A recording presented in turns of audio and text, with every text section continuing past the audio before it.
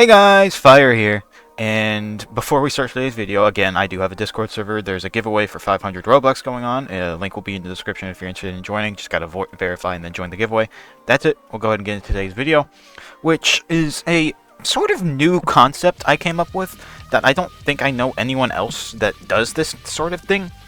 I haven't really decided on a name for it yet, but it's just an update rating. Basically rating all the new units in an update on a scale of 1 to 10 based on their different factors. Now, I'll go ahead and go over what those factors are and explain them. So the first factor is obtainment. It's pretty simple. It's just if it's an annoying grind or it takes way too long, or if it's just like an annoying drop rate or whatnot. It gives 0 to 2 points. Uniqueness, which is a 0 to 1 point rating. If there's any other units like it, if so, how many other units are there? Like, for example, Freerun has the magic damage and stuff, where no one else has that, so I'd consider that pretty unique. Kurumi has 12 abilities, nobody else has 12 abilities, so on and so forth. That's pretty self-explanatory there. Meta relevance, which is basically just if the character matters for the meta, or if it's just another release that's just going to get power crept in the very next update.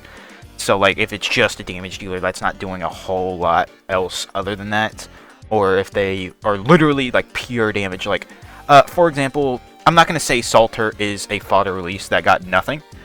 She's good, she still does really good stuff. It's just that she is basically just damage with a slight bit of extra stuff, like some support, but not a crazy amount. So she wouldn't last too long in the meta, as opposed to, like, I don't know, obviously Subaru Lust, but I can't really say Subaru Lust because that's kind of unfair, but like Denji, who has had such an absurd run with how long he's been in the meta because of his black damage, his increased damage to bosses, doing extra more like bleed damage and whatnot. He is basically just damage, but he's not doing like just flat damage, you know? I hope that kind of explains it a little bit better. But strength, which is 0 to 2 points, it's just how strong the unit is overall, like if they're really good, if they're mediocre at best, whatnot. Synergy, which is actually a pretty small category. It's got a it's 0 to 1 point each, but it's basically if the character works really well with other units, like does it support, or if it needs a specific artifact that another unit might want, like Cursed Book. So, like, for example, Freerun wants Cursed Book and or Emerald Whisper, one or the other. And that is a very frequent artifact that most units will want. So it's not really something I would consider a good synergy. And also, most of her damage is from abilities. So if you have other units that need abilities, she's going to get in the way of that. But Kurumi, for example, has insane support. Does not particularly need the what's it called? Cursed Book, or like the Cursed Book or Emerald Whisper, whatever. She can get use out of it, of course, but she doesn't need it. And you don't absolutely need her abilities at all times. It's not her only way of doing damage. But that is... I did give, like, spoiler, I gave Kurumi a 1 for synergy because she is doing so much. I just made that a category for, like, good support units that otherwise wouldn't really get that much in, like, the strength category.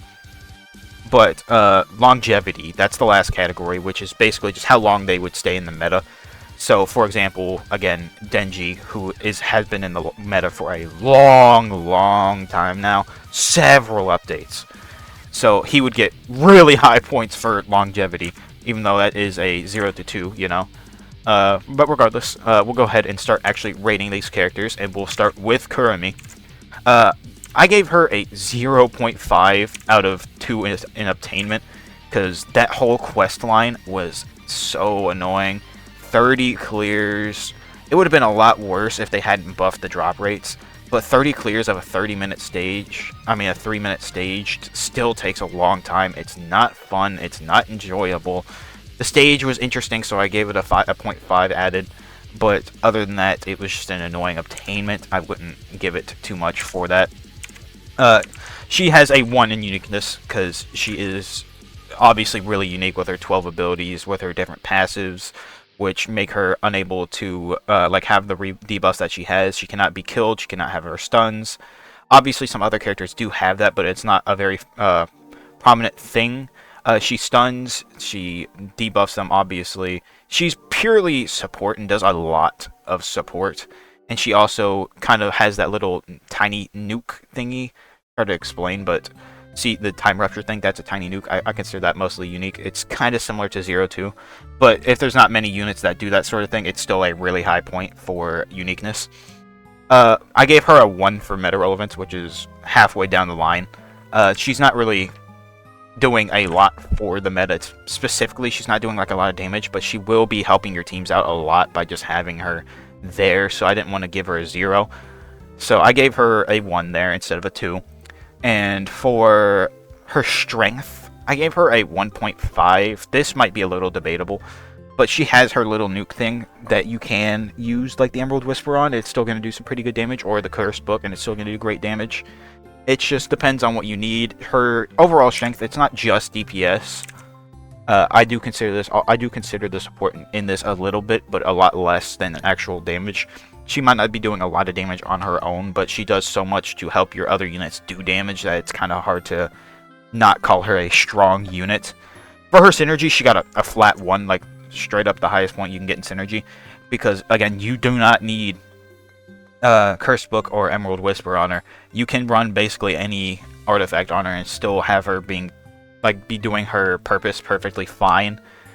It would obviously help you to have the Cursed Book, but it is not absolutely necessary, like unlike, I don't know, Freerun, whose main damage is from her nukes. But I gave her a 2 for longevity because of the fact that her 12 abilities are going to be really hard to take out of the meta and push out to where she won't be doing enough to actually be on your teams anymore. So I think she'll last a long time. So overall, I gave Kurumi a 7 out of 10. It's pretty simple. Not much other than that. That's how the rating system's going to work. I'll go ahead and go over it a little faster with the next couple characters, such as Freerun, who is coming up next. Now, to open with, I gave her a -1 in obtainment. I did this as a joke, but I do have a separate rating where it's a 0, because this obtainment was horrendous. 50 clears of a 3-minute stage, worse than Kurumi's. You had to go do 2,000 waves of infinite total afterwards, and that took about 2 hours. So I would say Freerun's grind in total took about 6 hours. 6 fucking hours, dude. Sorry for my language. I don't really care, but that's insane. That's why I gave her a -1 or 0, whichever you want to say, for her obtainment. I'm not changing that either. It's terrible. For uniqueness, I gave her a 0.8 because she is mostly unique with that magic stuff, but she's not doing anything unique with like her nukes or anything. It's still pretty unique though, so I didn't want to give her a flat highest score for it. But meta relevance, she got a 1.5. She is doing a lot of damage right now. She's going to be helping out with nukes. She is probably the best nuker in the game right now. Since I've heard Fluterus or whatever, however it's said, has been patched, which was apparently bugged. So that's apparently a thing. So she also got a 1.8 in strength for similar reasons. She is doing very good damage with her nukes.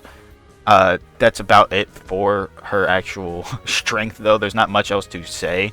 It does increase her damage, and she also has her little nuke thing, which does also give her a little bit more, gave her a bit more uniqueness points.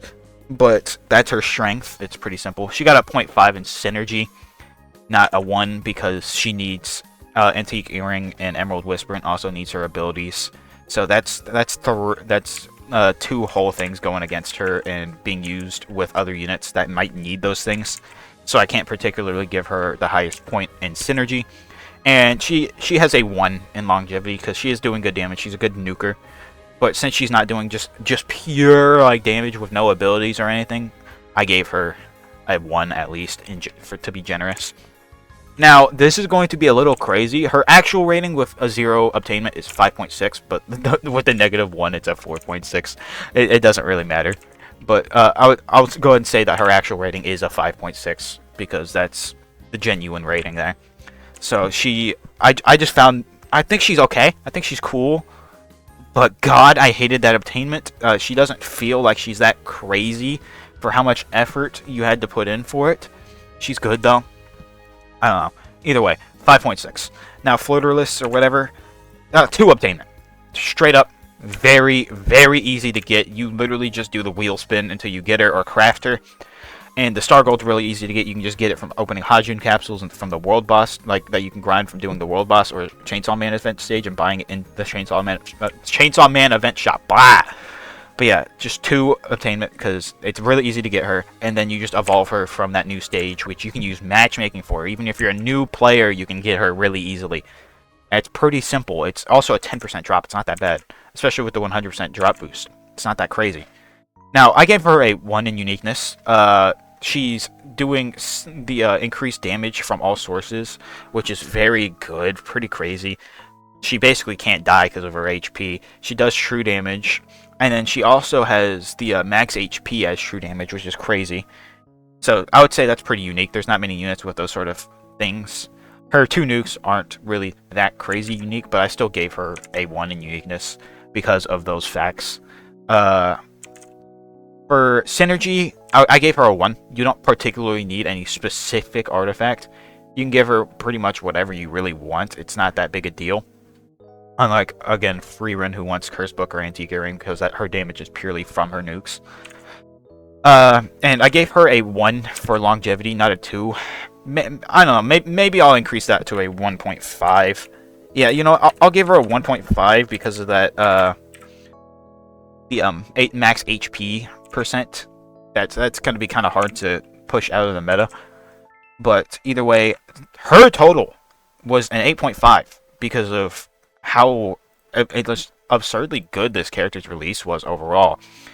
The mini update wasn't really that crazy for how little content it had, but she's overall a really cool unit, very simple to get, very strong for how easy it is to get. It's pretty much about it for her, though. There's not much else to talk about for them. That's going to be all for today's video, though, because there wasn't any other releases in this update.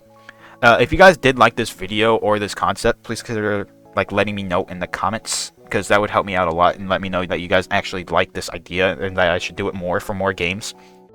But regardless, that's going to be all for today's video. If you guys did like it or find it helpful, please consider liking and subscribing, as it would help me out a lot.